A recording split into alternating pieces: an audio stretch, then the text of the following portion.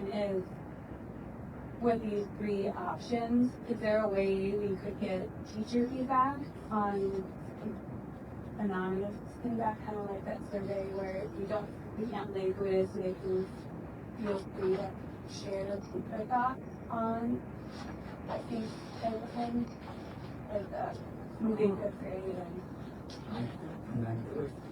I mean, there's always a way, right? The question would be for all teachers, just the teachers decide, like which, what are you using, like around 50 to maybe affected teachers? What would be the question? Well, I guess we could assess that, but I just like to, we'll hear from the community, we'll hear from teachers if they're brave enough to, try to their way to get done. I think that there's a conversation to have with this presentation with our teachers that we would get this presentation. One of the reasons this is designed the way it is so that we can kind of take the show off, so to speak, and have more conversations. One of these reasons. I think we hear from the special ed teacher that is nurse to help out with. I'd be great to hear their feedback and opinion on what they think. That'd be beneficial. And for the numbers of like 200, we're going to build it for 300. Why are we building it for 300? Full card roll. So if you take how many groups we have, with 200 and how many? We know what, 50, 40? 240, so about 15% of them are special ed. How many are level 4? It's really hard to know, right? So obviously we want to have room to grow. We don't want to build it and be out fast. And you can see from a total of 68 to 86, so from April to October. So I mean, at that rate, in 3 to 5 years, we will be close to capacity. So we want to give ourselves some time if we're going to invest these dollars. I think the goal would be to see a 10-year, facility, right? Without having to do any major remodels and things like that. We were asking for like a growth study of how it could make the population or as it relates to the special education for level 4 in the student. I'm just curious because I don't think the price of level 4 is pretty significant. So I don't know if it's that high. And I know that you guys talked about open enrollment. Are you still talking about that? If there is an option to accept open enrollment in these programs, when you do that, the district is charging excess fee or those kids in the So those are decisions we get to make as a district about access. That's what they're probably holding the presentation now. But I think the reality of the growth numbers we need them. Right? There's really no special family secret sauce that says we need to do this. Every district in the state of Minnesota has to figure out how they're going to serve students. We talked about some of these options, but it's not unique to us. It's not going to go away. We have districts that are trying to get kids into programs for reasons. And if somebody were to send a kid to us, we need to decide to send this. There's going to be square footage available for that. We know that this needs to be there's no needs for our kids. That's what 300 is. Sort of that. We should be able to. I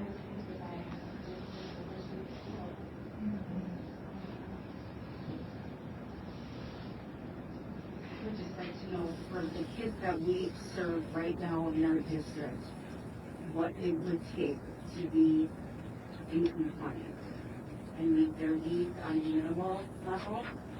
You can go back to this option. So right here, option 1, that would be to leave it in the buildings and then right now, right? So keep it buildings. That would be 10.75 to $14 million. So we're not in compliance. Well, the problem we're going to even with that is that your 18 to 20-year-old transition students still won't be in compliance because with this option, we don't have space to put them in. So they will still be in the 3 traditional high schools. So it would get us really close, but yes, it would not make us compliant because this group right here needs to be in a separate building, separate entrance.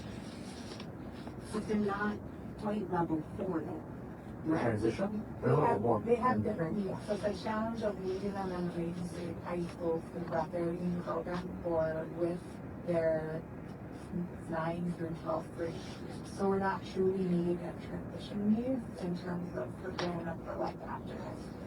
So we have a portion of students who are getting closer to that experience here at Congress, but even with our facilities here, we aren't truly needing a transition needs either. We don't have a life skills lab, a FADES lab, like, we don't have the Washing machine. yeah, laundry, Those types of skills. kitchens, those types of things. We don't have it. So that's the issue is currently, this would get us the closer for 10, 14 years, but it would not get us there. All of these students are currently still. And to clarify, this does not include pay. Correct, so if you, This would this not include option, you any still have to pay deal for with the items that you want.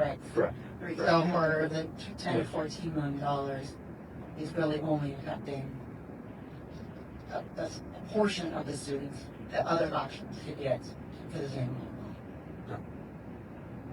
So, I mean, I would just like to, I mean, again, we're not making final decisions on that until this February, kind of the target. I would like to see, all of us to kind of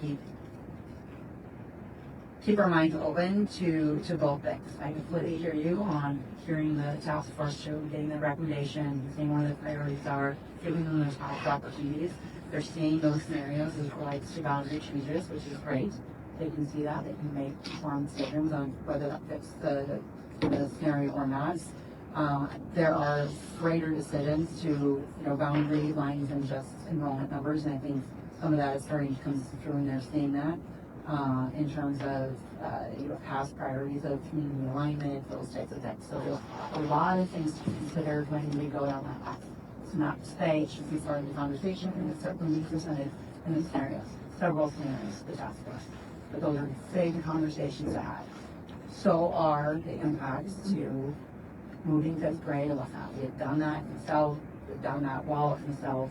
We can take from that, learning that is a huge change. I'm not minimizing that in any way, shape, or form. It is a big change. Regardless of which option we go down with task force responsibility of engaging to understand the growth in the South, plus all of these things, there are going to be some significant changes in our district. So we need to be thoughtful as board members and all those options.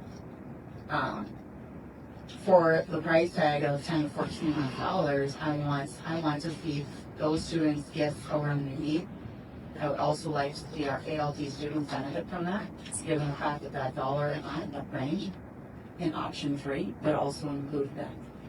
So for me, option 1 isn't really a viable option, given what we won't get out of the dollars spent. We're not actually getting our limits yet. So I'm open to options 2 and 3. And looking forward to hearing those priorities and recommendations coming up from the office. I'm for option 1. I don't think we have enough information. I don't think we do either. Other districts like Osseo, they use intermediate to 87. They're a lot bigger district. They don't have their own level 4. I mean, we're not, are we really there yet? We're going to displace a whole elementary school? Are we really that, I think we're ready to just do that? I don't know. Well, that's where I have one question. Can you answer? Yeah, go ahead. Okay, so, do you know how many is setting for in Meadowvale and how many are in Vandenberg? So, maybe I'll let you talk through this. Well, sure, we have got my out and focus with that. Okay, so they're each different. Each of those requires their own entrance and has to be separated from other students. So that's the need we have to take care of, right? Well, that's one of those. Okay, so what I'm getting at here is that 10,000, is that have to do, or is it including the nice to do's? Because we're lumping everything together. Back up, you say what's the So on option number 1, you said it's 10 to 14 million. Yep. That's just to create the legal separations that are required, or is that to do all the nice to do's for programs as well? Is it 10 million just to create a separate entrance? That's for, addition to Meadowvale and Vandenberg, right? You try to create those separate, try to see what that looks like. And again, we didn't take that all the way to the end, right? There's some serious issues of looking at it, because as soon as you create a separate entrance, there's requirements for storm shelters and all this. So how do we do that? We don't know exactly what it looks like, right? But to your point, does it have some of those specialized areas to meet the program needs above and beyond just the free? Yeah, we would have some. We would have a Right. like, Yeah. like, it would have a common area in which they would eat lunch together. They should not be going to the cafeteria for main students and students. Those type of things would be built in. In that type of a program, you usually have like a rec space that is not a full gym, but then it doubles as a cafeteria, right? It's So go back so I can see how many students we're talking about in those students. Is the focus? So 5 students in one school and 12 in the other. 17 total students, $10 million. And that's what I'm talking about. Obviously, we want to serve all our students, but we only have limited amount of money to do it. So we have to make some hard choices, and that's what we need to consider. And we have a lot of priorities we are setting. And given the priorities we've heard in the past, so I guess I go on to another question here. This wasn't addressed in the last referendum, although it was my understanding it was brought to the community and they made choices to do weight rooms and ticket booths and things rather than to address this. So, but then we said we could use 2019 bond referendum money left over for the setting force. So was that addressed in that last bond? Is this money supposed to go towards setting 4 or not? Not 74, there's $300,000 allocated for Meadowdale, and I don't remember exactly what the flyer said. Yes, that's in green spaces. So there was a couple bullet points. So the point wasn't for that money to be used. Correct, it was going to the middle. It was closely to the referendum purpose, but it didn't make it. It didn't have to support that. Correct? What you talking about, just setting 4? Yeah. Right. Well, I think at that point when we were talking about it, we were starting to understand the needs for it, right? But we didn't have our meaning well there on that's not good. And, if in 2019 it wasn't this big, right? I mean, again, we hadn't seen the continued growth. When we go back to the students we have from the decision to May 2017, 2018, I mean, we didn't have a great growth. There's been some changes too as well, I think. We've had to address from 18 to 22 now versus 18 to 21, so there's been some changes along the way as well. Like always, that kind of graduates.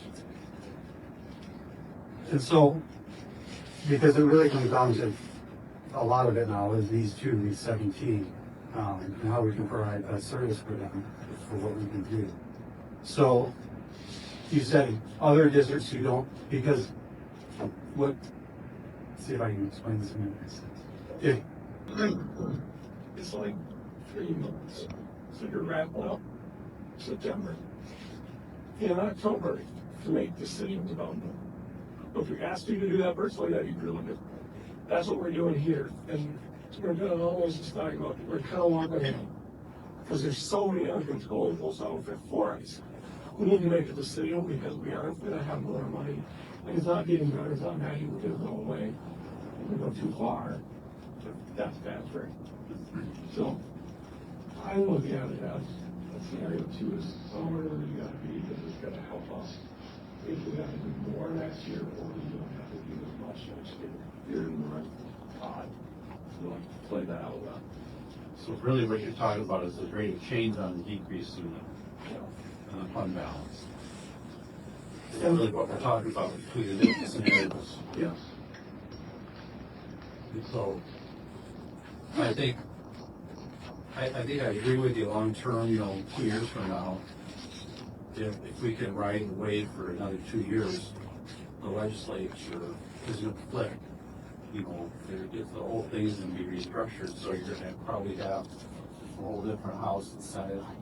You don't know exactly what's going to happen, so there's a lot of uncertainty, with what's going to transpire, hopefully, this next session in 26, so correct some of the deficiencies. And I think every school district has pushed for like say payments, MSBA, I'm sure Massa, they all have very similar legislative priorities. And that's basically the don't pass legislation about funding. So, I mean, that's the number one thing for every district in the state, right?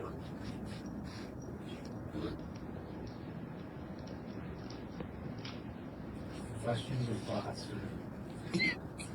I think we, as a board, we need to focus in on, look at the non-negotiables. You know, we talked about last night, the 2019 referendum. You know, we made commitment on 5 licenses that we should probably keep. I don't think you should agree. I agree. What would be the consequence from scenario 1 to scenario 2 last night? I think it depends on the ratio of how much money you're willing to spend out. I think it makes sense. So let's just say in scenario 2, you said you don't want to spend any money. We want to cut 4 or 5. That's going to be tougher. We'll look at that. Doesn't mean it's impossible. It's just we would zero on the rest of the business. If you were to say, yes, let's apply the 3 million and cut that 1 to 2.5 million, I think it's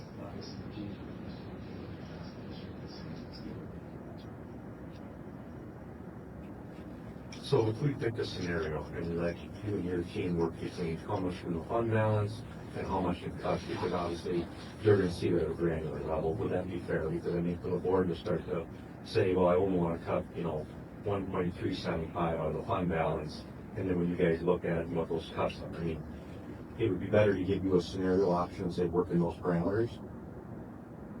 I think that's probably maybe a better way of saying what we're looking for. Because if you are okay with us, living in that as we draft next year's budget, at some point, you'll have to make a decision on this scenario maybe or something different. But I just don't want to get too granular. Start telling you what to take out of the fund balance and what to top. I want to maintain an 8% fund balance. I want to maintain less. How you do it from there, I just let you and your team go through that. I think the other thing we gotta be sure is that we develop past board goals, superintendent goals, those are our priorities for the board. We wanna stick with those. So for me, it's more than just fund balance. It's not running in a deficit. We have to have a balanced budget the best we can, so we're not continually running a deficit. We have to have stabilization, because you can't keep spending, as we've talked about it. So when I look over the scenarios, I'm thinking, how do we get there? And scenario 3 to me is a no-go, because cutting classrooms is the opposite of what we need to be doing here. So that's the last resort. I'm not going to go yet, so I just try scenario 3 out in my mind right away. Scenario 1 sounds like it's just kicking the can down the road from what we talked about, and it does not do what we need to do to set us up for future success as far as stabilization. So in my mind, 2 is the only option. Let's change that a good balance. We're going to maintain what we need to do with the classrooms. We're going to get more towards that fiscal responsibility. So, I mean, if I were to give you guys today, in my opinion, 2 is kind of thrown out. I would agree with 2. What I'd really like to see next year is that those new 400 students coming in can be all in the right areas. So that's too much effort. Oh, I'm sorry. That's not around. Are you going to release So no, I agree. I agree. Scenario 2 at this point, with everything we have, seems like it sets us up. And again, continue to watch this. Because again, the number of students that come through in September, 200 students versus 400 is a healthy number to this. And again, where they come in, right? If they come in one section, we have to add 3 or 4 more staff, right? There's a lot of costs. If they're spread out, we don't have to add as much. With that many scenarios, or with that many unknowns, I'm very comfortable scenario. I would concur too on scenario 2. I mean, I would like to continue to see a healthy fund balance, 10% or more, but 8% as a low amount we're comfortable with too. We've worked very well with that in the past. And then having that plan for people to get back up. Being that 10 to 12% does feel much more comfortable for the future unknowns that come. But again, comfortable with 8% being and then there.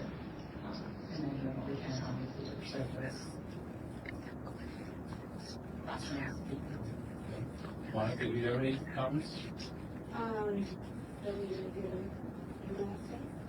Okay.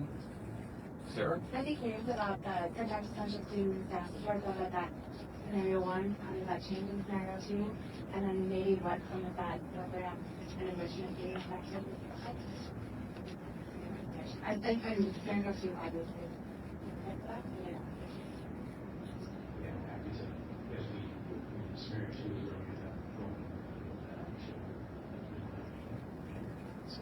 Does that mean that staff support, does that mean it compares the type of student, like, stuff? Yeah, I mean, we have to hear the thing, because there's your parents with, special education. There's a lot of nuances to special education funding. So we would be able to go back, so here's what the side effects of making it like.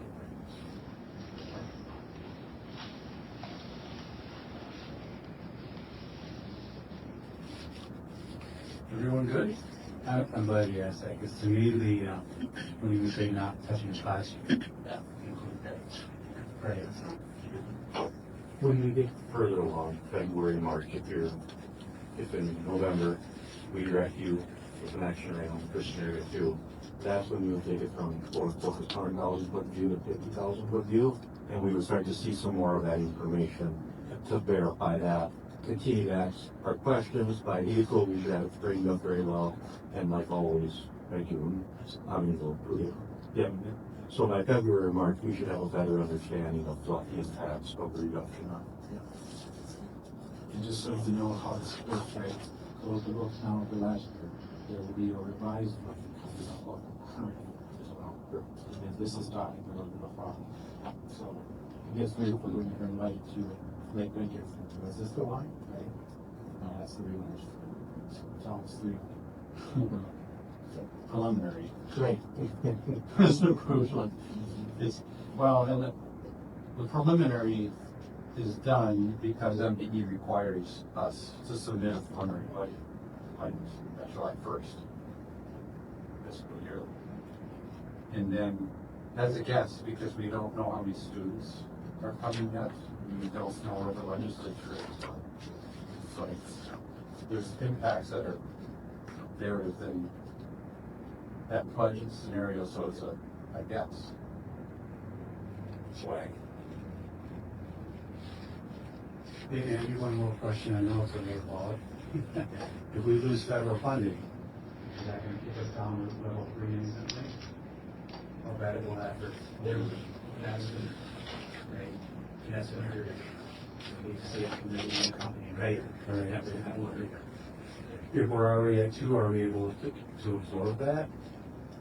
Because that sounded like we might have a little more fund balance to get through there on certain times. Yeah, I don't know if I can give you the exact, like how it's going to play out, but we would be able to observe some of it. Which would be pretty recent conversations to have, because those federal mandates, I'm assuming aren't going to go away. We're still going to have to do all these things. Right. Without right. So we have to make some conversations about what's the problem. Okay, we can see if that happens. We're having a conversation and we're looking at our fund balance, because maybe to get us by the first year, if that comes in the 11th hour, right? We have to drop our fund balance down, have more approval below need with a plan to get it up. Because I think to cut that much out of the system in 1 year would just be devastating. But again, that's why we have that fund balance, right? If we had to drop it, let's say, I'm just using a little example, to 5% to get us by with a plan to build it back up and make those reductions. That's a scenario I see that I think we're having a lot of conversation. Yeah, there's so much to that, right? Is if they hold it from you, you really have to get. That's a different conversation. Right. So, Right. Then states played that game before. We used to have 5% fund balance. We went to 8 because the state would do a push, which they thought was creative. Folks, hey, we can't make our budget, so it's just pay your average, and you can make it work on paper. Well, it was 2 weeks of making payroll. That was very complicated. And 5% fund balance didn't quite get us a unit of payroll in this district. So, And that's what I was asking, because scenario 2 would set us up better to weather that, because that's probably going to leave us a little bit higher on fund balance. Because scenario 1, isn't, then we wouldn't have a 3.6%. Agreed.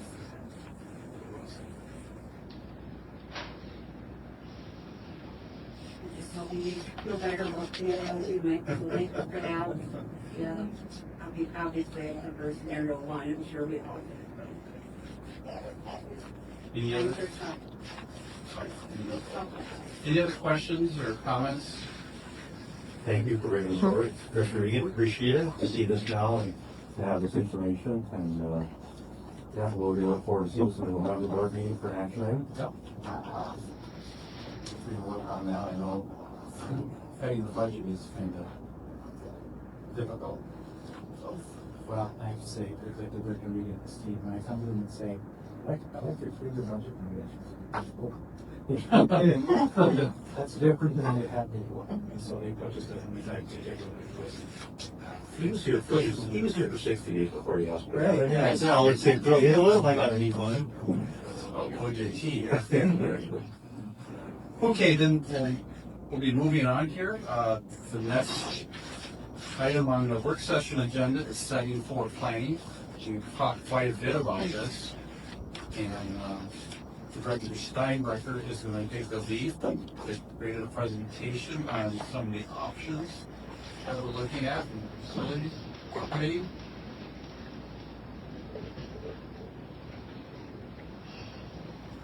You're not a technologist, are you? It's okay, we have. I swear I work before.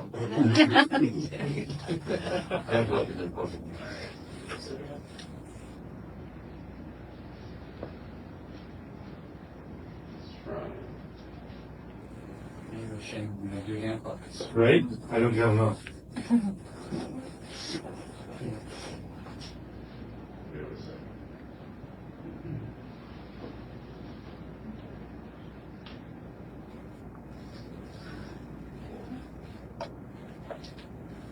You weren't doing it, I get candy from. I know.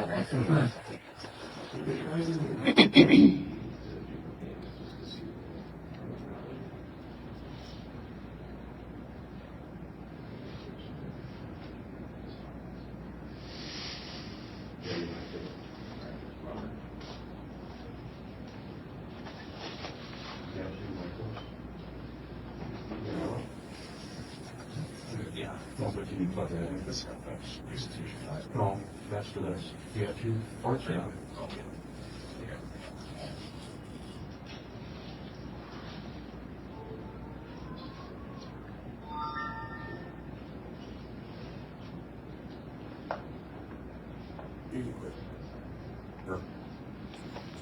All right, board members. So, as you know, when we put the facility committee together, we were tasked with two main goals.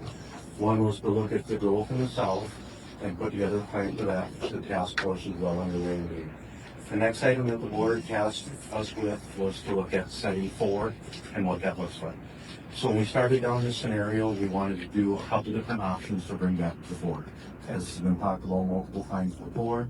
So this presentation that we have here is one that I want to run through with the board, and this is what we would bring out to the public, things like that as well, that kind of talk about the 3 options that the board would look at. So, improving programming services. By creating a better level 4 setting, the district would effectively improve the programming and services for our specialized program. 1, we'd be able to meet compliance regulations for setting 4, improve efficiencies through centralized services, creating purposeful design program spaces to meet their needs. So I want to talk a little bit about the students that fit into the different categories, because I think this is really important. So setting 1 are students that generally function in general ed, and they may go into have support staff in their special education anywhere from 0 to 21%. They might be small amounts, might be all the way up to 21%. Setting 2 are students that are general ed as well, but they go 21 to 60% of the time. They're scheduled for special education. These services can look like intervention support, small group, instruction, a portion of center-based learning. Setting 3 is 60% or more of students' daily schedule. Reflects special education services. Students may require intervention support, small group, this is really around the center base that we did this year in the Williams. So those are kind of the three main ones, and then our setting 4 course. Students in this separate specialized facility 100% with highly trained staff to handle setting 4. So I think that's an important slide just so to kind of break down the 4 levels that all of our students do. So under the Disability Education Act, the IDEA, it requires the school to provide every eligible student with a free and appropriate education faith in their least restricted environment, LREs. These are important acronyms to know. As you know, we have to know about 1,200 different acronyms and remember what they're for. So we kind of break these out. But basically, you know, it is law that we have this and we can provide it to all these students.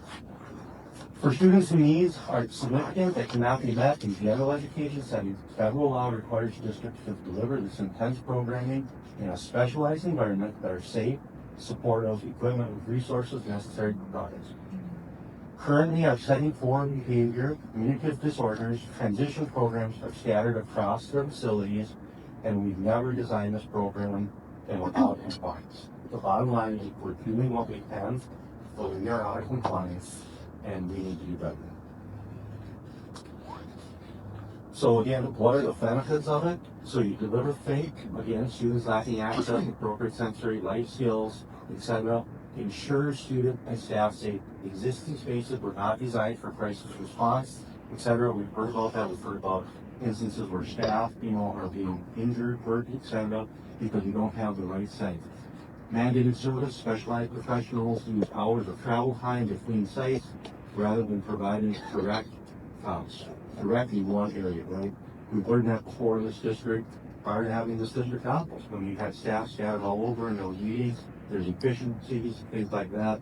It's no different with setting 4. Prepare students for life, right? I mean, this is one of our main goals. How do we prepare these students to provide in the community, right? What does that look like? We need to prepare them to do that. So what are the programs that we have? We've talked about these a little bit in the past. So federal setting level 4 behavior program, like the current Journey and Focus program, federal setting 4 communicative disorder, autism spectrum disorder. We don't even have this program, right? So we can't even serve students with autism. We don't have a place to do it. We're not set to do it. So it's a whole group. Transition programs, like the current Compass program, 18 to 22. Again, that program is kind of spread throughout the district. Some of the Compass students are here, but we can't have them all here, so they're spread across Oak River High School, Rogers High School, Summer High School. Again, not the appropriate settings for these students. So let's talk a little bit about the numbers. So the Journey program, K-5, Focus 6-12, Compass 18 to 22, the high school program, again, where those students are out. You can see that the numbers that we had, and this is a little bit of an update from what I talked about at the board meeting, I think it's August, maybe July. But as of 10/23, when you add this together, we have a total of 86 students per month.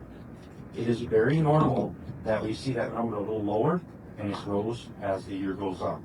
And again, this does not include the students with autism. This doesn't include the students that we haven't identified and are not able to provide services to. So we had 68 in April of 25. We anticipated 88, and we're at 86 as of 10/23. So very recently. So the committee put together 3 options. Essentially, we looked at 3 options and we phoned down 3 options to provide the board enough information so they would be able to make a decision on each one of the 3 options. Other options that the committee looked at and that were not recommended to bring forward. A cooperative agreement with other school districts, right? Higher per pupil transportation costs. Some of these kids might have to sit on the bus for an hour and a half. Okay, it's a long time for a normal student, I should say, a standard student, general ed student, let alone a setting 4 student, right? So I mean, it is hard to do that. And because of our critical mass of students, I mean, it's just not a viable option. So when the committee looked at this, they did not bring that forward as a reasonable option and do not believe that the board should do that. Maintain current service models that are out of compliance and not meeting all student requirements. In other words, just saying, let's leave it as it is, right? That is not an option that they looked at. They said, we have to do better. So if we look at the first option, continue to serve our learners in the current setting, attempt to remodel programming spaces to be in line with legal requirements and appropriate staff for participating learners, right? So this would be saying, how do we build out in each one of the current buildings to try to accommodate for this?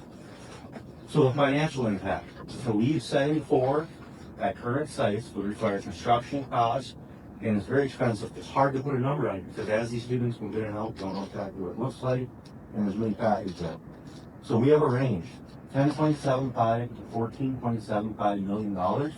Mainly these would be at Meadowvale Elementary and Vandenberg Middle at where we have them currently. The other issue that we run into is the federal guidelines tell us that in these facilities, they need their separate entrance. They need to have a secured entrance. So when you start doing that, how do you do storage shelters? How do you meet all these other requirements? Okay? And the committee did not spend hundreds of hours of time on it. We looked at this and said this is something that we could possibly do. The costs are a lot, and it would be difficult to do in this facility.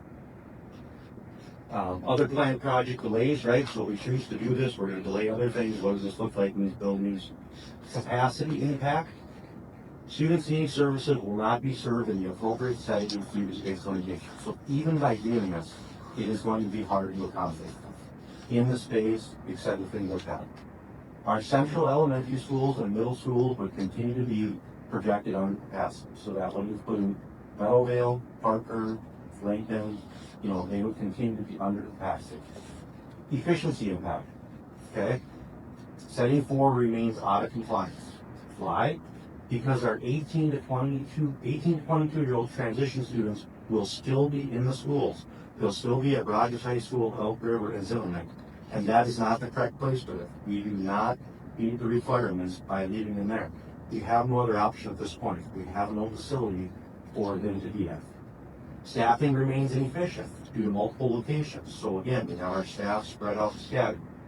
Does not reduce student behavior distractions due to general student campus. Again, when these students are in that general ed, it is a struggle. It is not worthwhile. So for option 1, those are kind of the 3 scenarios that lay out and talk about it: financial impact, capacity, efficiency impact. Scenario 2. So the committee looked at it and said, okay, what if we do a standalone facility? What if we build a brand new facility, right? Our friends did it in Cambridge, there's other ones that done. Building a new facility, purposeful design to meet the needs of students requiring 7-4 program. So what does this look like? We put a generalized number at about $30 million to build a facility. So it's not going to be as much as a standard elementary because it's not going to be as big, but there's still going to be a lot there to build a brand new school. There's certain requirements through MDE, district requirements, all of that stuff. With this scenario, I believe we assumed we would build on the land we already have, so we would not be purchasing additional land. So that would give us options in, we're going to call it Eastern Otsego because we say Dayton, it gets a little exciting, but Eastern Otsego, Western, could be done in Zimmerman, could be tear down, etc. So we didn't take that into account. Transportation costs can increase. Obviously now if we're busing all students from their attendance zone to that school, there's going to be dollars needed for that. Referendum dollars needed. The only way to do this would be to run a referendum or attach to a referendum. There's not $30 million in the general fund, and if we least levy, I believe we're sitting on 20 or 24 we could do, which the tax impact would be detrimental to the taxpayer. So not a viable option. Should this option be chose, it would want to be attached to a bond referendum or standalone. Capacity impact. Vandenberg Middle and Meadowvale reclaim classroom used for settings for programming, increasing their capacity, so it gives them some additional rooms because these programs come out here. Central elementary schools would still be projected to be under capacity. Efficiency impact, an opportunity with Ivan Sand campus to use or to sell that land. So if we did this option, we would look at bringing, Ivan Sand, how does that look? And then we would have the ability to sell that piece of parcel. We did not walk down the avenue of getting a whole appraisal done and all that stuff. We want the board to give directions. Obviously, when land like that is sold, those dollars can go into general funds, so the board would have discretion on accepting. So another one would be increasing staffing efficiencies when combining programs to one site. So again, we're bringing all our staff into one site. There's going to be efficiencies with that. We would be in compliance with state and federal guidelines. So I think that's an important thing to note on option 2. Option 3. Option 3 is where we would repurpose Meadowvale Elementary to maximize capacity of schools, allowing us to convert one building into a new setting 4, and then bring over the alternative learning facility, ALC, or Ivan Sanders, what we call it, and put them both in one building. This maximizes the space at Sauk, Vandenberg Middle Schools, which have been under capacity at 60%, stabilizes our elementary school capacities, consolidates elementary schools, better utilization of our middle schools, more efficient use of our spaces, provides additional opportunities for consistent programming with K4 5-8 model in Rogers, Montsegal schools, allows for a 28 district-wide magnet program, which we currently don't have a 5th grade option. This will allow us to do it. Middle and high school boundaries would be maintained for the foreseeable future. So let's break this one down a little more. So what's important to understand on this one is this is a $12 million impact. But what's important to understand with this is that in the 2019 bond referendum, there were some dollars set aside to do some work like this. But more importantly, LTFM, long-term facility maintenance, there are dollars set aside already for this building to have rehab. So there would be no new taxation to this. So should option 3 be chosen, we can do it with no new taxation. Would not change the current LTF plan. So in other words, all of the projects that are scheduled to get done across the district will continue to get done and maintained. It will increase transportation. So any scenario where we're going to bring the students from their attendance zone to this building will increase transportation. This would require a 5th grade transition to the middle school. So that would be part of it. Should the board choose to do this option, we would have to move 5th grade to the middle school. Boundary changes would be required. Attendance zone would have to be reset. Anytime you repurpose a building, you're going to have to go through and look at attendance zones, how where students are going to go and how that goes. Central elementary schools and middle school realignment would still be projected to be under capacity for at least the next 5 years. Okay, so this comes not only from the Hazel study, but on projections and information that we have, that we would be able to maintain it for a minimum of 5 years. And again, it's really driven based on the growth. So a few efficiencies with this. In compliance with state and federal guidelines, this would serve all students with federal setting 4 needs. Efficient use of space and tax dollars. We're now utilizing all our space, using dollars we already have set aside. So yes, no new taxation. Staffing efficiency when combining programming to one site. Again, whether you build or repurpose, you're going to let your staff together with efficiencies. Reallocate support staff positions. Better address high class sizes that often occur with and in schools that are less sections. I want to break some of this down a little more. So this is kind of high level, and we're going to break this down a little more. So should you choose to do this option, this is identical to the same chart, or the same chart you've seen before, but this adds the current Ivan Sand students. So currently in Ivan Sand, we have 108 students. So this would mean this building would be at 194 students as of today, right? We know programming is growth. What we would look at in doing a repurposement like this is we would want to be able to set this up for 200 students, but the option for full design at 300, right? Because we know we're at 194 right now, basically 200 students, and we would set it up so that this facility could take 300 students. So based on the growth, it would go up to have a 300 student capacity. So one of the questions that we need to understand is, okay, so if we take Meadowvale offline as an elementary and we put those students in Parker, Lincoln, and Twin Lakes, what does that mean? How, when we talk about utilizing our buildings? So if we look at the scenario on the left here, okay, this is an example of a small elementary school, okay? So, and when you have higher class size in a small elementary school, it becomes more difficult to maintain, larger class sizes in smaller elementary schools, it becomes more difficult to level up. So for example, if you have 3 sections and you have 2 at 29 and you want to get the district standard of 25, what happens when you add another section is they all drop down to 22. So you have a dramatic change, right? So now you've created more inequity across the system. When you have larger sections, right? So if you had Parker, Lincoln, and Twin Lakes, you can see that when you have 29 and you need to add an additional section, you drop to 25 with only 3 of them at 24. So it allows us to maintain our buildings better, maintain class sizes, and it gives us more control when you have doubling your cohort 87 to 172 in grade level. So it allows us to maintain that, it allows us not to have such high or low numbers because we have more sections than we have. Again, this says a little different, right? Small elementary school, 78 students in first grade, initial allocation, 3 teachers, 26 students. If you add teachers, so if you go from 3 to 4, you drop down to 19 to 20, when our target is 25. So, right, so then we create a lot of inequities across the district. When you take a larger element, okay, so you have 196 students with 6 teachers, 1 to 6, you add 1 more, it only drops 1 student because you're dividing over 4 sections.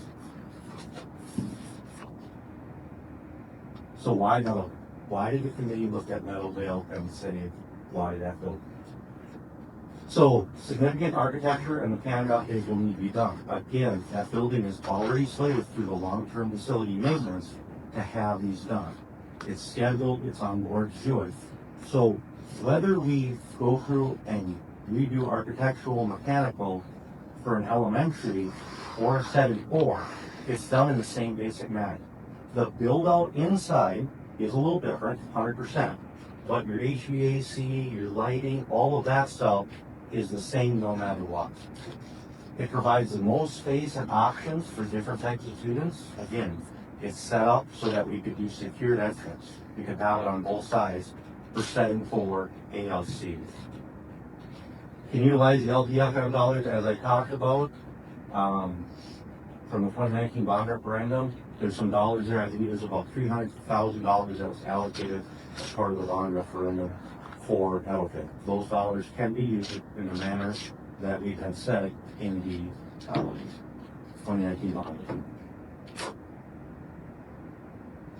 What factors impact the decision and timeline? So the second floor facility decision should be made in line with the task force. So we're simply presenting this now so you can think about it.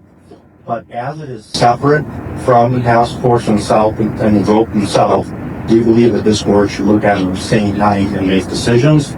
As should the board choose to do an option, if the board choose to run a bond referendum through the task force and to do this, they would want to look at it. So we're presenting it now, we're looking for information, but really a decision on this will be made at the same time. Continued services at existing locations, models timeline for under option 1 would be, adjust LTFM plan for building remodels in phases. Should we do option 2? Again, it's very important that, if we look at that for the bond referendum, get this $30 million, it's not something that has savings. Should we choose to do option 3? A timeline remodeling would be in the summer of 2027 and it would open in fall of 2027. The attendance zone and stuff would change.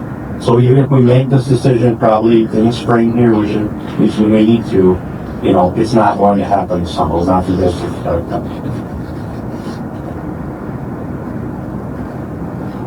Question?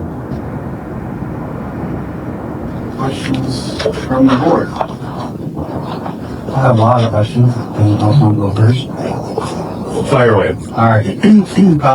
Okay, so we talked about this a little bit before, but I want to be clear that the options in 3, which according to this presentation seems like the most logical, right? We have to be truthful that we have to be fiscally responsible here. We have to make choices, right? On what's best for all the people. And that includes the overcrowding itself. So currently we have the task force working on this. So when we present the impact of this, we can't negate its effect on that, and I said this before. If we go with option 2, we're now using up, we're repurposing an elementary school, so we've got to go somewhere else. You're using up space in the semis, especially at the middle school, which now is open space, which means the task force that's working on overcrowding the south no longer will have the option to redistrict to use that space in the central. So they couldn't send kids to the central middle school because we're using that middle school space for the kids that are in the middle, which means a referendum.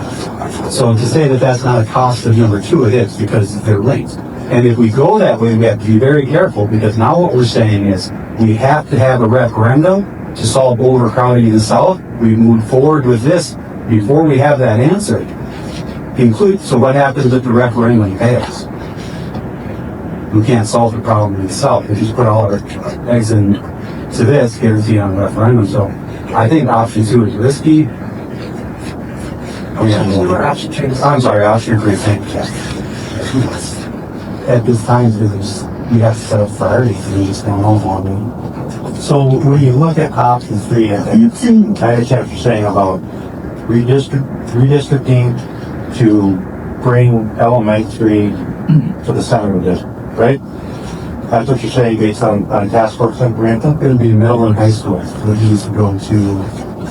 We need to take some students that are currently in the track going to Rogers to relieve pressure at Rogers Middle and Rogers High School and send them to Vandenberg, Sauk, and Elk River High School. If that's the option they come up with, it's the only one that we can do that doesn't involve referendum and it doesn't immediate. And I don't know they're going to go that way, but if they do, if we do this and send kids to from Meadow to Sauk and Vandenberg, that eats up too much space, and then there's no longer space to send kids, which means redistricting. There's just no space, right? So, yeah, there's no way to solve the problem. I want to break this down. This is a good question. But in order to do that, you'd have to take the center of the district and move that 5th grade to middle school. For what? Are you talking to redistrict? Are you talking to task force? Well, currently in Otsego, when you go from grade 4, and you're down to grade 4, okay, if you go to Rogers Middle School, Prairie Youth, right? So right now in Elk River, you stay in 5th grade in elementary. So what are you going to do with a 4th grader in Otsego when they're done? Where do they go their next year for 5th grade? Because Vandenberg and Sauk are set up to take them there. Right. So if you move 5th grade in the center to align with that, you've now created more inequities in our elementary, because our elementaries are going to get smaller. Yeah. With that many buildings.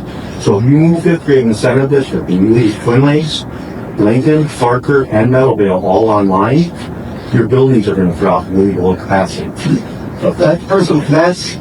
I do. But hypothetically say, okay, Otsego Elementary, they finished 5th grade, and now finished 4th grade, and now they're in 5th grade. Can we use that elementary school and Oak River and those for use 5th grade in one of those schools? Sure, you could just go like affections at sport. You're moving from one elementary to another, and then you go to the feeder school? Yeah, I mean, that could be an option. Just be cognizant of what that might do to families in terms of you're going to 4 different buildings through the course of your experience versus kind of staying on 3 building track. There are neighboring districts that have kindergarten all in one building. That those families doing. Right, we have KCR in Zimmerman, right? I mean, so that's what that's set up. Yeah, so I mean, 100% that is an option that can be looked at, right? Yeah. So then help me break down the rest of the folks. So based on that, when you look at the numbers and what we have, moving them, if you move 100, 200 kids, to eventually end up in Elk River High School, I guess I don't see the long-term solution with that. I see in 2 to 3 years, we're right back here where we haven't solved the issue. Well, you only got capacity at Elk River High School for 200 to 300 students. So what you're saying is you've already made up your mind on the solution to the task force because you're saying the district can make it an option. I'm not saying any of that. I'm saying we have to keep it open for them because it may be an option. Maybe they don't want to send fifth grade up for fifth grade. If it's in the Hurricane Gulf River, fifth grade doesn't go to middle school. And I'm not weighing in either way on that now, some are for it or some are against it. So if Otsego Elementary, for instance, and just they came up with other redistricting, I mean, there's a lot, yeah, so it's not just that. It's just using that space. So it doesn't, we can talk fifth grade specifically, but that's up to them. Fifth grade could stay where it is. Or it could come in line with the way the rest of the district is. That's all up to them. Or it could not even be the Otsego area. It could be, they talk to many scenarios. The point is, there's space. And some of the options that we've seen the task force come up with are how to use that space, right? So if we use that space, it's no longer available to them. That's all I'm saying. I'm not getting into the task force work or what we should do or where kids should go or any of that. I'm just saying, if we use option 3 and use up that space, it's not available to use for the task force as an option anymore. It impacts their work, and as far as I can think, the only other options left for them are expansion, routes and fire network. So they're given that revenue. Which is why I said for this option to be made, should be made after the task force brings us all our information. I see this decision being made probably in February. Right? By the end of this year, we'll have a lot of information from the task force, absorb it over January, use time for the holiday, understand it, and look at this at the same time. So that's why these 3 options are, because you're 100% correct. Should we choose to do something with a bond or referendum and option 2 here, those are going to be enhanced. And then what is applying if it doesn't? Well, and be aware, sorry, be quiet. So what you said is true, but if they come back and they're saying a referendum to build a new high school, that's what the task force recommends. So we say, great, we move forward with this, and the referendum fails. We're all probably going to decide. Because now we don't have the option.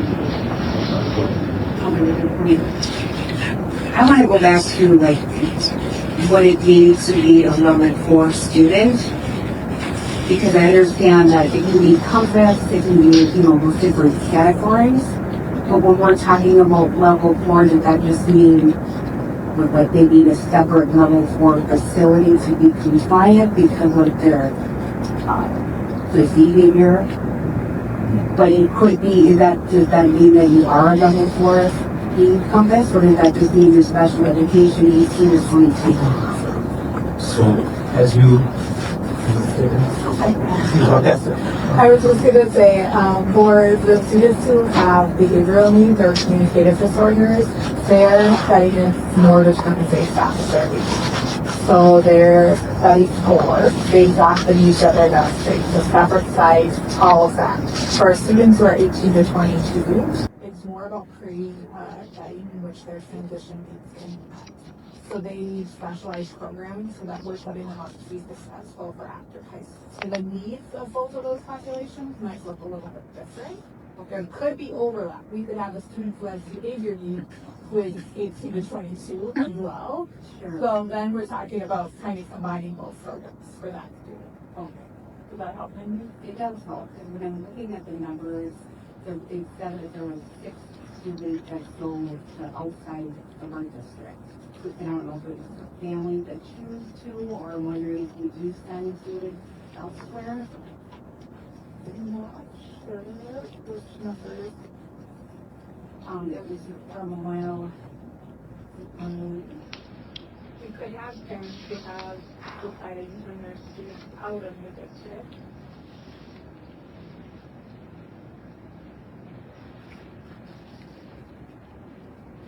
It could be students who are in treatment. Okay, yeah, it has the box of the numbers. And then it says, all options will plan for 300, and then below it says that we have 6 students going elsewhere. So I just wanted to make sure they were not up for the intermediate. No, occasionally, we might have a student who, let's say, is attending COVID, and maybe have them need to attend a JCA treatment. So they might go out of our district for a while, and then they come back to us. Oh, So it could be referenced as that. okay. I just was playing Superintendent Almos. I learned about Northland Academy.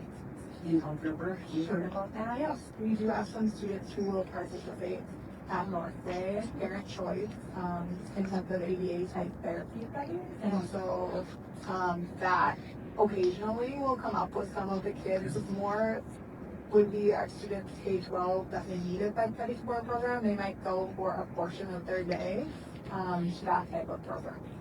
But that's a parent choice, not a district placement. Okay. It's like a residential. Not residential. No, it doesn't have a housing program. Yeah. So we hopefully like prefer kind of if it's brand new, like you. If we prefer, then we would be paying for that. We would be saying essentially that the student, in order to have a free and appropriate public education, needs that service from those individuals that have that skill set. So parents will choose to do that occasionally, and then we try our best. We'll get really good information and partner with the providers there, kind of a wraparound approach. But we're not sending students there permanently. Okay. Yeah. I have a question. Sorry. So this one's for Shane. So for option 3, so to keep the separate student groups that we're covering. I'm assuming we just have it like walled off and have a different entrance. Or would we have a gym and like a cafeteria, or would it be? You're talking for the level 4 setting in LC? Yeah. Yep, so it would be walled off and 2 separate entrances on each end of the building with different separate lines. So parking, secure entrance, all of that. And the rest of all the stuff that we were doing, how is the cafeteria used, obviously we utilize the full, how is that laid out so that, the kitchen can probably be acceptable, but the lunchroom and stuff wouldn't be, and yeah, here, take care of it. It would be all the storage shelter requirements, all of that stuff. Fine. I don't think we looked into, like, Vandenberg, at that setting 4 area was released for general classroom use. What is it would be an incremental amount of students that can be accommodated in that building? Talk about that. Yeah, I think this is where it really depended on the option. That's great, because, I think there's certainly other schools right if you leave these kids. Yeah, so if you do the option 3, you're gonna need that space when you break it down and put it in the general ed, or the 5th graders coming on. And upper high school students will get comfortable on option 3, so that's going to free up some space. So level 4. Yeah, the level 4. Correct. All level 4. 100%. All level 4 district-wide would now be bused in one location. Whether you do option 2 or 3, they will be bused in that location. I think also it's important to know that Ivan's saying that they don't have a cafeteria there, so South River High School has to change the food every day. The Ivy thing is plus. Ivan Samuel's off line. It's about $500,000 saving. I'm not sure. I don't give you the exact numbers right now, but I think it was $527. I didn't get it. But I think it was right around the $500,000 what we talked about. At one time, the utilities and all the operational costs of that building. if every time you don't operate, there's significant amount of savings. Absolutely. I want to be clear too, we just talked about this. The last time this was talked about, we had some questions about, are you bringing all of the special ed kids to one facility? No, only study programs. You study 1, 2, and 3, even in their buildings, the 5th years of real themselves. Making sure that's all good. I was going to try to meet that somehow into the conversation just to Yes, that's important. Yes. Level 4 site. We're talking really about a small portion of students that need this intensive of programming. Not all of our students particularly need this, and they will stay in their mainstream. If you were to guess, the ISD program, how many students? The majority of that 15 under the K-12 student in need effect study board, that is that population of students. And so we are receiving students from others that move into the area that had attended federal studying for programs designed for their needs and currently have them. So we are trying to replicate programming in all of our different sites to meet their needs. So that's that population of students also. Okay. So Jeff, I think to clarify that question. So those students are accounted for, but what we don't have is a program. Is that correct? Yeah. So we want to be clear that with that program, we don't anticipate, to add a lot more. However, those students are there, we just don't have the programming to comply. I didn't know if there would be growth in that area. There always seems to be growth in special education, but I wouldn't say that's having to be growth in that area, partially because of the work that we've done with our center-based program in the building. And so prior to center-based programming getting up and running in our building, we really had a gap there, but there are still some hanging with more than that, and that's just Would you say one of the goals is on setting 4 is to also get on track to setting 3? Do you see that transition? I would say for our students, the journey is focused, and our communication disorders, yes, obviously not phase 2 between these two. Right. Okay. Now the transition would be different. Different population, it's a different goal in mind. Monica? Since Jamie was talking about the current community setting case program, what kind of feedback have you got from teachers and started? Thanks for that question. I think overall the feedback's been really positive. There's a lot of staff that have indicated, like you said, there would be some bumps in the road and some rocky days, but overall, we get through that, they're like, this was the right decision, this is what we needed to do for kids. It's been really positive. We've also received positive feedback from parents at conferences at the elementary level. Just wow, this is really, I can tell this program is really designed to meet my students' needs. They're really seeing progress, not just at school, but in the home setting as well. And so that was amazing to hear that, just, a month and a half years. And that new center-based program would stay. Yeah. It's fully doing it. Yeah. Correct. A lot of 3 Saturdays would stay, this would just be like. And then the next question is, with these 3 options, is there a way we could get teacher feedback on anonymous feedback, kind of like that survey where we can't label who it is, so they can feel free to share their thoughts on, I think, everything, like moving fifth grade and there's always a way, right? The question would be for all teachers, just the teachers decide, what are you using, if they're on good days and maybe effective teachers? Those would be the questions. well, I guess we can discuss that, but I just we'll hear from the community, we'll hear from teachers if they're brave enough to, as their way to get it done. I think that there's a conversation to have with this presentation with our teachers that specific. We would get this presentation.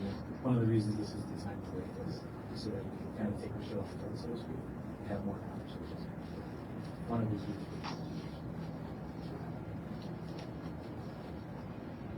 I think we hear from the special ed teacher that is nurse to help out with. That'd be great just to hear their feedback and opinions on what they think. That'd be beneficial. And for the numbers of 200, we're going to build it for 300. Why are we building it for 300? Full card growth, so if you take how many students we have, with ridiculous 200 and, how many, we know what, 50, 40, 240, so about 15% of them are special ed. How many are level 4? It's really hard to know, right? So obviously we want to have room to grow. We don't want to build it and be out fast. And you can see from a total of 68 to 86, so from April to October. So I mean, at that rate, in 3 to 5 years, they would be close to capacity. So we want to give ourselves some time if we're gonna invest these dollars, I think the goal would be to see a 10-year, facility, right? Without having to do any major remodeling and things like that. We were asking for like a growth study of how it could make the population or as it relates to the special education for Mountain 4. And just keeping I'm just curious because I don't think the price of level 4 is pretty significant. I don't know if it's that high. And I know that you guys talked about open enrollment. Are you still talking about that? If there is an option to accept open enrollment programs, when you do that, the districts determine excess fee or those kids. So those are decisions we get to make as a district about That's also probably over the presentation now. But I think the reality of the growth numbers we use them. Right? There's really no, special fund list secret sauce that says we can do this. Every district in the state of Minnesota has to figure out how they're going to serve students. We talked about some of these options, but it's not unique to us. It's not going to go away. We have districts that are trying to get kids into very good reasons. And if somebody were to send a kid to us, we need to decide to send this. There's going to be square footage available for that. We know that this season. There's no need for our kids. That's what 300 is. Sort of that. We should be able to. I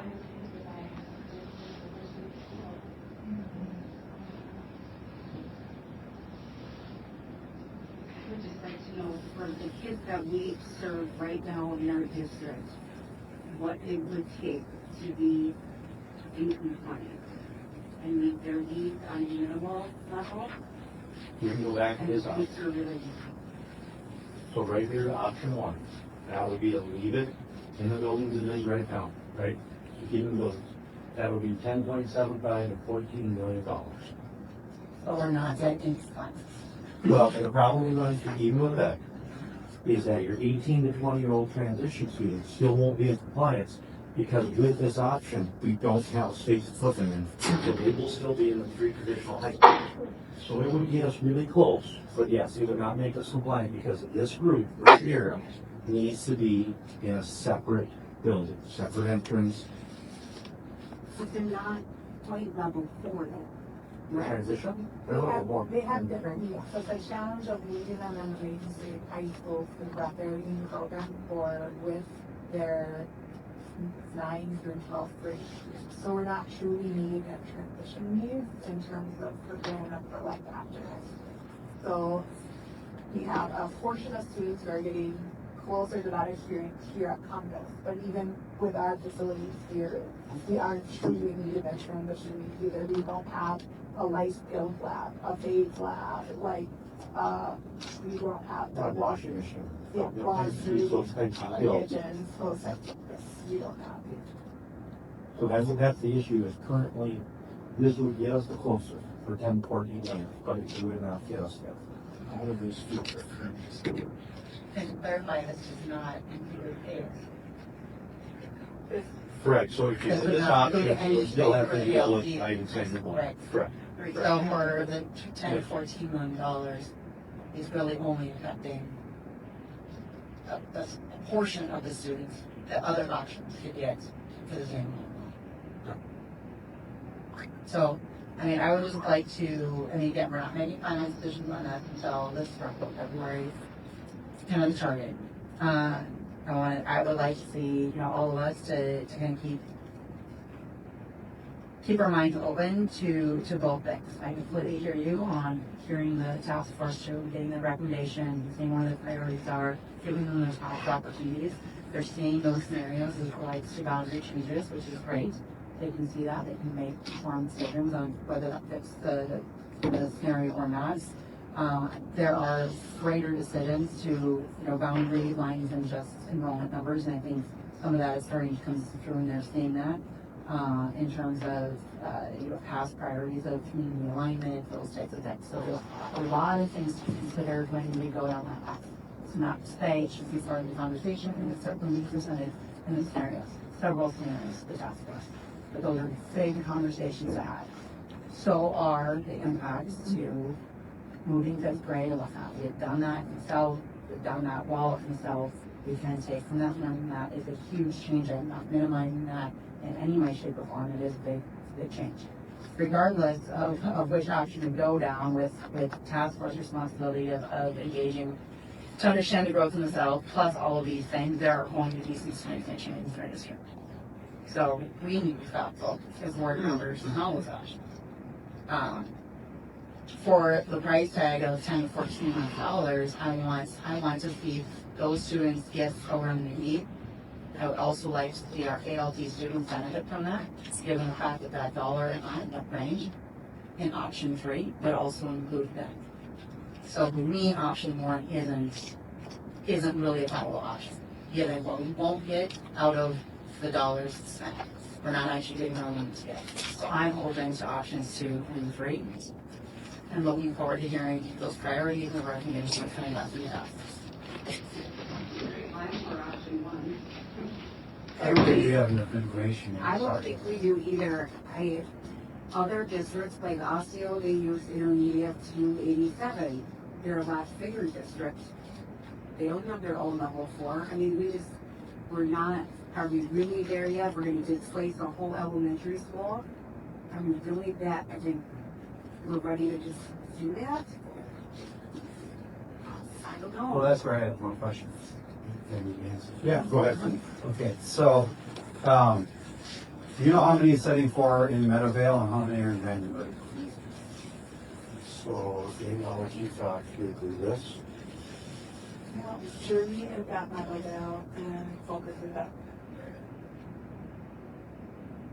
Okay, so they're each different. Each of those requires their own entrance and has to be separated from other students. So that's the need we have to take care of, right? Well, one of these. Okay, so what I'm getting at here is that 10,000, is that have to do, or is it including the nice to do's? Because we're lumping everything together here. Back up, you say what's that? So on option number 1, you said it's 10 to 14 million. Yep. That's just to create the legal separations that are required, or is that to do all the nice to do's for programming as well? Is it 10 million just to create a separate entrance? That's for, addition to Meadowvale and Vandenberg, right? You try to create those separate entrances, try to see what that looks like. And again, we didn't take that all the way to the end, right? There's some serious issues of looking at it, because as soon as you create a separate entrance, there's requirements for storm shelters and all this. So how do we do that?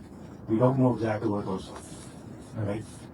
But to your point, does it have some of those specialized areas to meet the program needs above and beyond just the 3? Yeah, we would have some. We would have a list of, Yeah. like, they would have a common area in which they would eat lunch together. They should not be going to the cafeteria, what is Main Street and do that. Those type of things would be really discussed.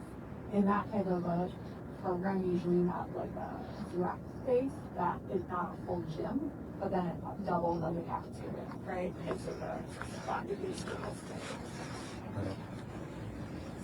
So go back so I can see how many students we're talking about in those students. Is the focus? So 5 students in one school and 12 in the other. 17 total students, $10 million.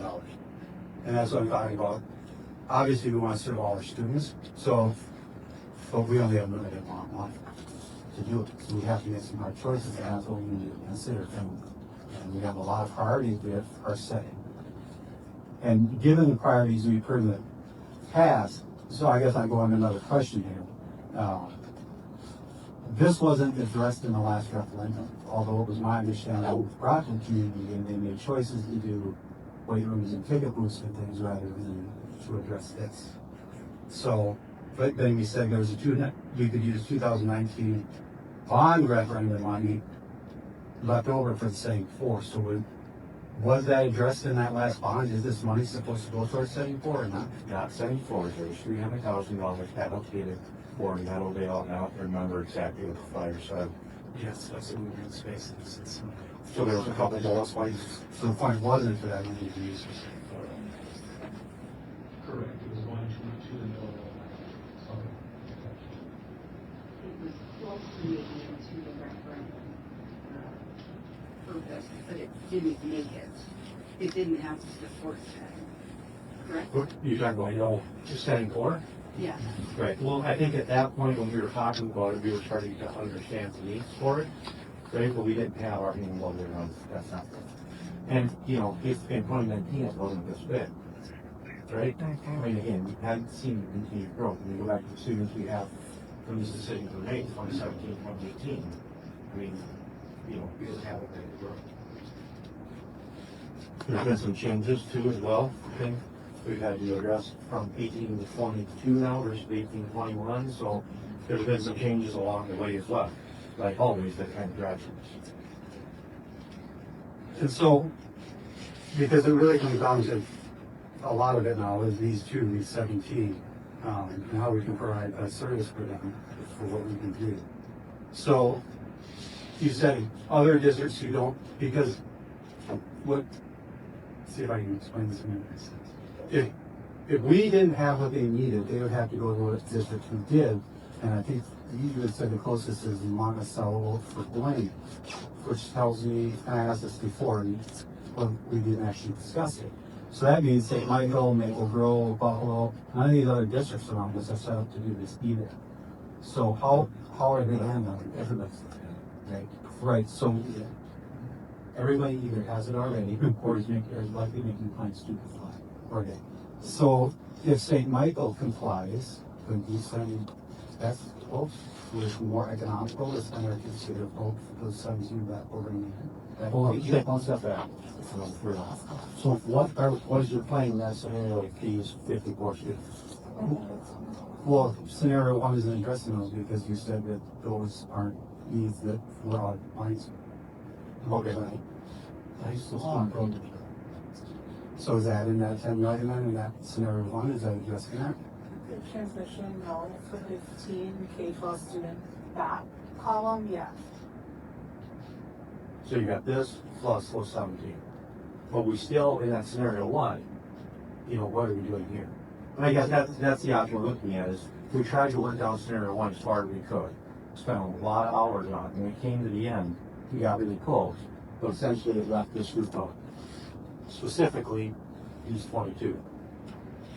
So I guess my question would be, are they legitimately going to look at that and say, we're going to spend 10 to 14 million to get 3/4 of the way there? So what are other districts doing? Are they going to send are they hoping that we'll solve the problem and they'll send their kids here? I don't think that's I think that's we haven't had that conversation. I think they'll be jumping to a conclusion. I don't see that as a conversation.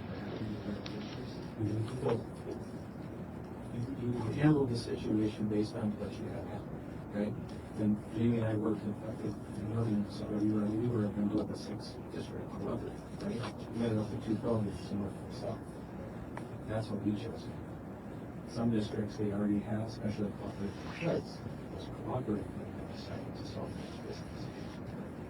There's not as many districts that aren't members of correctly like us who will say, let's send our kids somewhere else. They're solving this problem on their own. We heard other districts repurposing schools and doing things this kind of food. Districts like that. It's not uncommon.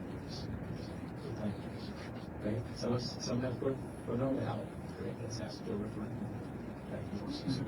So there's multiple ways, and I don't think we're not doing anything that's unique for the language or different.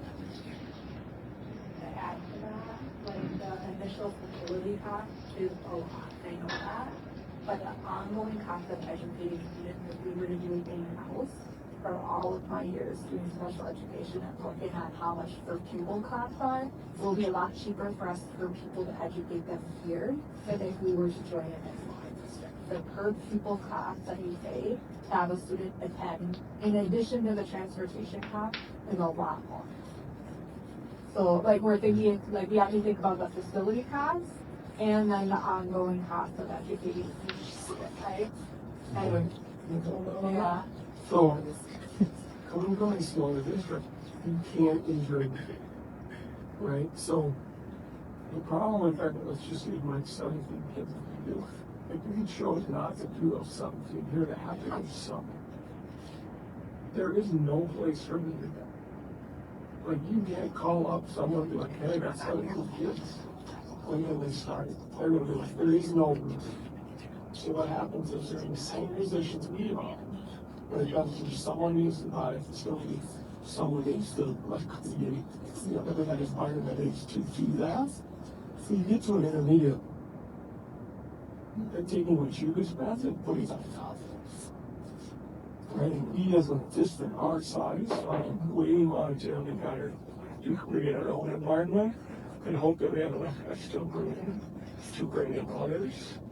Because monetarily they pay you for that experience, right?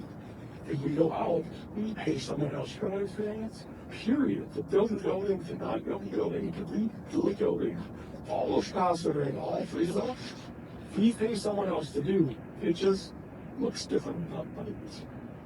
I think called Cambridge at Santee built a separate facility.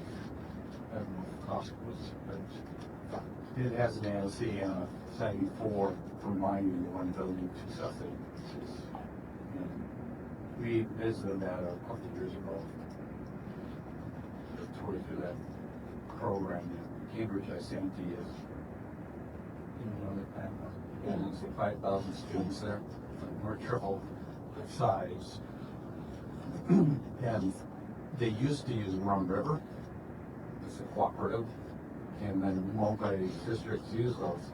And one of the problems that I see that you face, it's easy to say, let's move them over here, but you have an hour bus ride. And for an ASD student or DCD, an hour of bus is a long time. And sometimes some students can't handle other students on that bus, so they have to have a single bus bringing them to school every day. And so that's another consideration. But the way the law is written, we have to support those students. And so we do right now in our district. Every student has, we meet the needs of the students the best we can. And I think from what you had said, Mike, I think we're going to run the numbers on Otsego and see how many fourth graders, and look at that theater scenario in the Vandenberg or Saw, and see what that would do for the numbers. I don't know.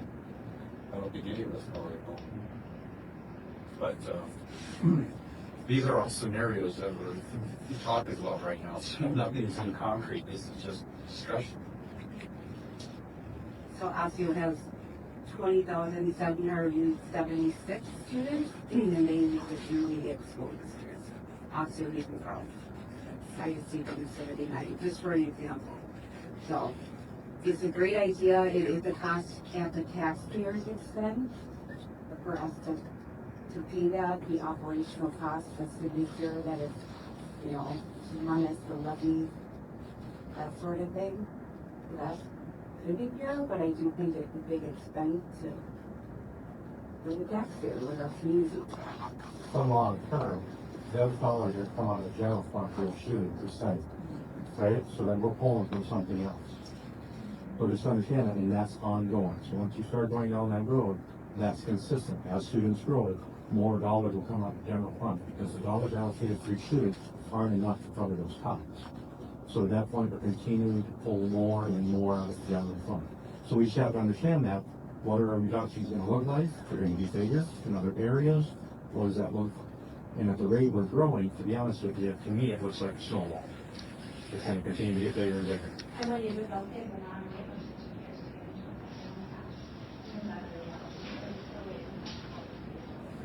Once you're in the intermediate school district, there is no limit. they don't have one in if they're outside of their district. So I go to 79, so it's really going to come anything out of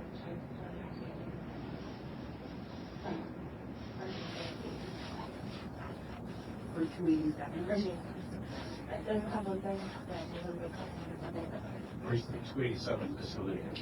There's multiple facilities. Where's the closest What's the one? one that's on the FAS you talked about? That's the one I asked. It depends on what we would have. So you're going to be transferring to multiple facilities with it. And remember, they touch everything is not everything black and white. We should worry about non-language. this is hard, you know, the committee spent a lot of time on this, a lot of scenarios, and this is a very difficult decision. I want to be clear, right? I mean, these are our high-achieving students, the most expensive, right? I mean, we can see that all the willing to spend on facility, if you look at that, you know, cost per square foot, cost per student, 100%, right? I mean, it really comes down to understanding what is the best solution and long term. Put it in the zip code. And I just look again, we just write those scenarios down. I look at $10 to $14 million to really service, like you're arguing that 17 to 32 people to 15 couples, right? And how much did that bring grow? So you got to build that 10 to 14 has to build those individual spots to grow from those programs as well. So whatever that looks like, so 5 acres, you're going to need like 12 is going to be what? 15? Well, getting those numbers to grow within those individual spaces and whatnot. So for 12 to $14 million, or from 32 to however many students, or for 12 million in option 3 to about 20 million in option 2, we can actually support a current almost 200 students and up to 300 students. So when you start looking at the dollar cents, you know, that makes sense. You're supporting our ALC as well as all of these students, and we keep our kids home. So I don't look at sending our kids out as it should be our first priority. If that was viable, if it was nearby, if it was a really great programming option, it made a lot of sense to check those boxes. I would be absolutely open to it, but they don't. Those options aren't there. We don't have easy places to send them to. And these are our kids. Whether it's 86 kids or 8 kids, they're still our kids. So, I mean, I don't want to encourage sending kids away either, especially when there are options on the table that can affect, so many workers. And option 3 doesn't have necessarily incremental taxpayer dollars. We've already said that can be included in LTFM funding and all of that. So there's not that additional question.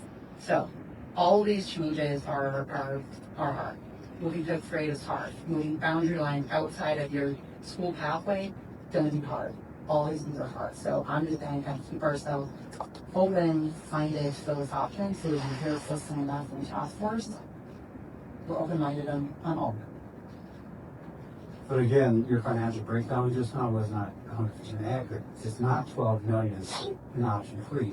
It's a high school or in addition to Rogers. And we don't even know how many million that is. And what we haven't even talked about is now you're eliminating, which I'm against, eliminating a elementary school that's being used for an elementary school, having to build probably a new high school for at CEDO, but then in 3 to 5 years, maybe 5 years, maybe 10, we're going to be asking for another elementary school anyways in Otsego. So we just closed an elementary school, sold Ivy Sands to the city of Rogers to build playfields, and then we're going to say, well, now we need an elementary school. And that's hard to swallow. So that's what we're looking at. It's a lot of money, and I do care about all kids as well. So I don't think it's fair to sell this as an emotional thing, especially when we're looking at how did we get in this situation? Why did the previous? Why was it included in the previous freshman that we just passed when it was an option? I mean, we built make rooms, theaters, and parking lots. You didn't address this, and why? Well, we didn't address it because at that time it wasn't there. I mean, it's hard to look ahead 20 years and say the board should have done this. This came up for the board 2 years ago. They didn't address it then, right? So nevertheless, we're here now to deal with this. We can talk about all the hindsight, okay, all of that stuff. I was on the board at the time. I was part of 2019, 100%, right? It was talked about, and it wasn't a need at that time.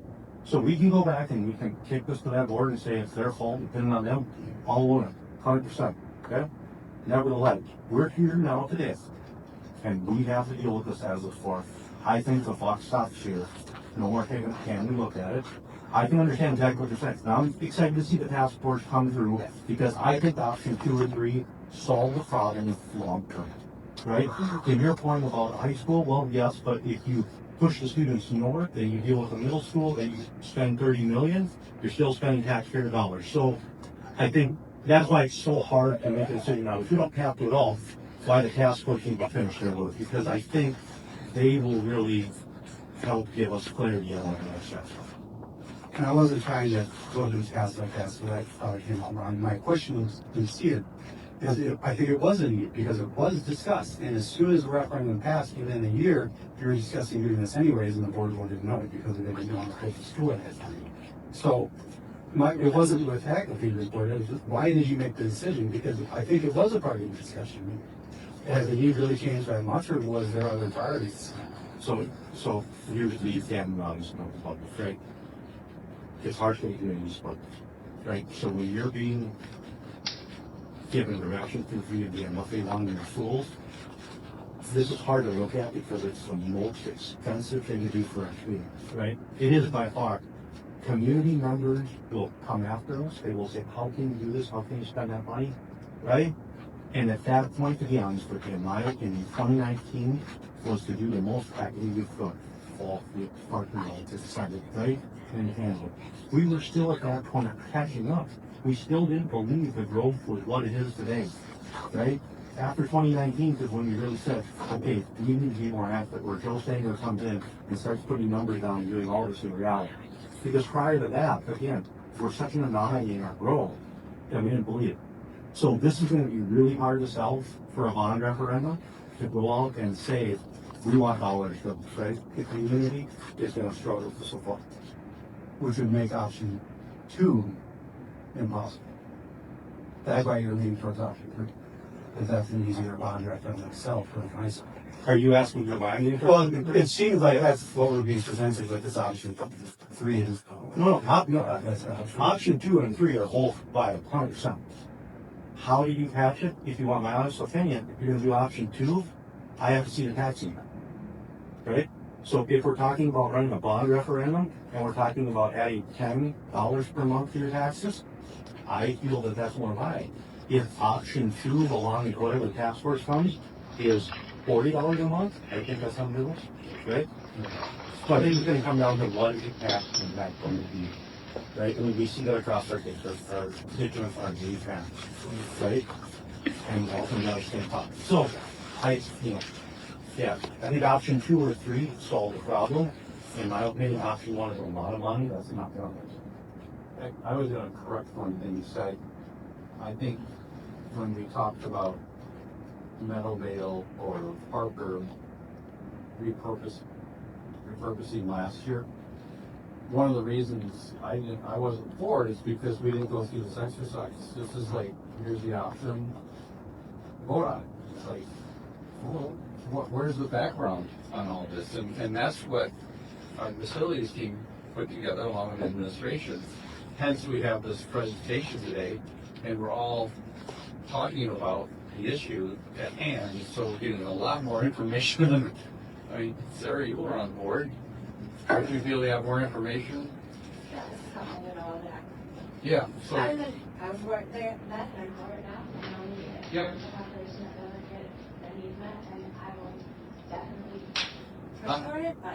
I'm for it. For doing something, absolutely, no problem. There was no question there. It's about what are the options, what are the costs, what's the best alternative. I didn't know that back then, so I think we have a lot more information now. And I mean, personally, on my journey, I didn't even know what special ed was until 12 years ago. You know, now I do. So Yeah. No, I appreciate your answer to that, because when I get asked questions like that, I have to answer. Yeah. So I appreciate your candid response. Thanks. Last question for me, for the piece for what do you think about the location though in Elk River for this level 4 and what? I actually really like the Meadowvale location because it's a little set top versus like one of our school buses. From a safety standpoint, it's a little bit further up on Main Road than a lot of our schools are. It's great that it's in the center of the district when we talk about transportation costs and busing students to one location. That makes a lot of sense. But in Elk River, so I am concerned about the location. So, obviously this is from the conversation, right? Additional questions, comments, sending the superintendent, Almos, myself, include John on them, that we want to answer questions. Obviously, this is all public at this point. We're going to take this and to get some of our groups, and so that they can start to see these three options. So with that, is there anything in here that the board is like, we really need to add, or, oh my gosh, don't say this? If we were saying the board is looking at these three options, at 100,000 square feet. Administration can support all of this. Like, data in here is accurate, and provided, read it to them. So from that standpoint, our numbers will. How hard would it be to get a more definite number of options? Almost impossible. So we push so hard back and forth after so many hours that, because we started down the road hoping that to be 100% viable option, right? So that we wouldn't have this on the end of it, right here. And after about the fourth meeting and so much time, it became evident that become. So that's unfortunate. That's why that range is there, because there's on that. So unfortunately, in working with the team, that's the number that we have until we start full design and full commitment. Do you have a list of what we get for that? What the renovations are? Well, it's going to be your spaces for the students, storm shelter, common facilities, separation from the jet end piers, that's really what it's going to be. I mean, so basically you'd be taking the building, where's the secure entrance, how do we verify we have storm shelter, how do we break this down for these rooms, right? What does it look like for lunchrooms that have to be separated, that kind of stuff, right? I mean, that's what you would get for it if you're certain facility has to be set up for certain students, that kind of stuff. It might be happening more, but I did not,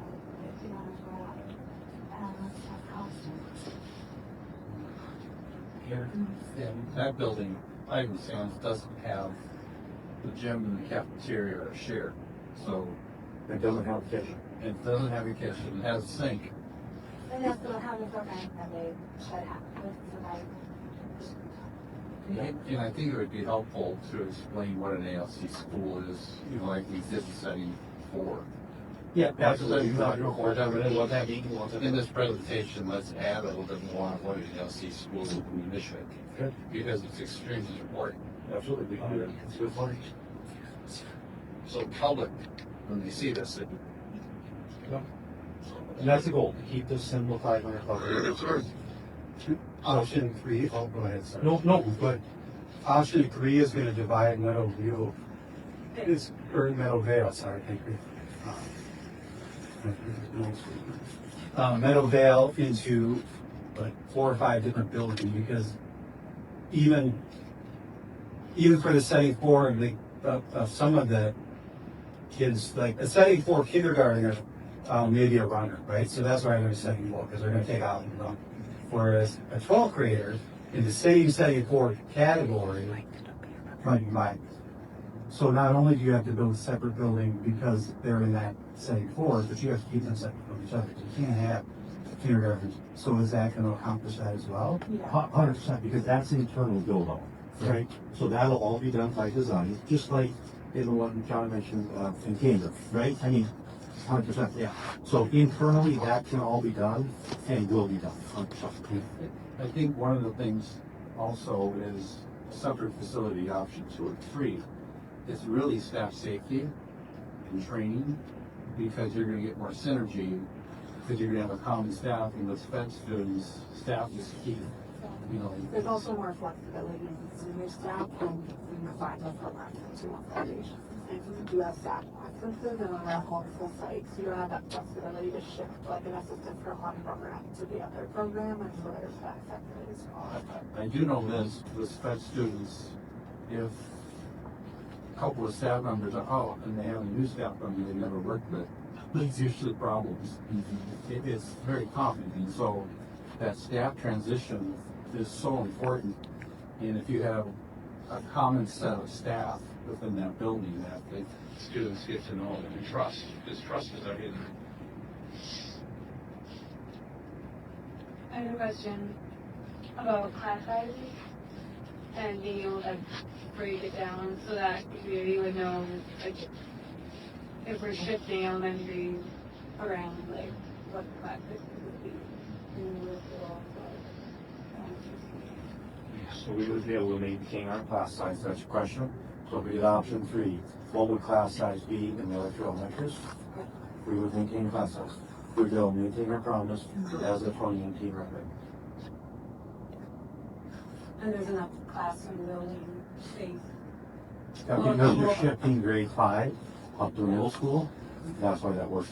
And that brings us to this case here, which makes it better for the district, because again, if we have a hotspot in a bigger setup, so this would be if you repurpose Meadowdale, and you have a hotspot, it's easier to add because then your class size is going to be fun. So two things. One is 100% we can maintain a promise in 2018 bond referendum because you're moving fifth grade. That is the key bit. Without the fifth grade move, that would not be enough. Were you saying that option 2 and 3 would both require a referendum? Were you saying that option 2 would be less of a tax burden than option 3? Option 3 will not require a referendum. Option 3 is dollars we already have. We'll use LTFM dollars, which with the exception of 300 grand is sitting in the kitty right now. For a new high school. Is that not correct? Oh, so let's say we get that. Sorry. Yeah, so referendum, option number 3, if it required referendum, I thought you said something like it would be $40 increase on the average house, but option 2 would be a 10 per house, so that's not. No, it's not. It's just gonna be a 10 for. Yeah, I was using a high level example. Don't use those numbers on the community. I probably shouldn't have said a word. I was giving an example of if I looked at it as a whole for option 2 with a build, what I would be looking at, right? I mean, tax impact. So option 3 will not have, it is a no net tax. The 30 million, we didn't run a number on that, I mean, that's pretty minimal. The 30 million by itself. But to your point, right, if we do that, we're likely doing some other sort of build it in some, right? Add on high school, who knows what. What's the high school cost? 150. Well, 140 units. The answer to that question is always if you want. Right, just very good. We're not talking 30 million, we're talking 100. It'll be north of 100. And if you do stadiums, you do units, you do, does it have approval, how far you going with that, and give or take. So 30 better, it's cheaper. Okay, so option 2 or 30 would be Well, much cheaper. I think the south, so. Right. Well, in cooperation with redistricting the sauce. I mean, you're not making new hot spots in the second district. So you're completely correct. In any event, the task force walks on that road, we see that it's 100% sustainable and just do that, right? You just get these. And all you have to do is run a $30 million bond compared to a new building. Yes. And he doesn't want to say numbers, I don't know, a little more wisdom, I'm going to say 140 and have to deal with it. But yeah, 100%, right? It would be a $30 million versus 140, 180, whatever it is. So, yes. And correction to LTFM dollars can't be used for any of those, correct? Correct. Yeah.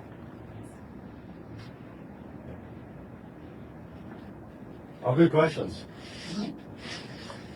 Perfect. Well, thank you. I appreciate it. More feedback on this as we need it out and forward. And thank you, Shane. Yes, All the work on that. And I'll staff. yeah, staff was phenomenal, supportive in providing data and stuff for future. Thanks for letting us put you on a hot seat, it was very helpful. It was. And the list of times. Awesome. Used to call that stuff student when I was doing that. So, anyways, thank you so much. If there's no more questions, I think you can adjourn. It's not a formal meeting. You don't have to make a motion.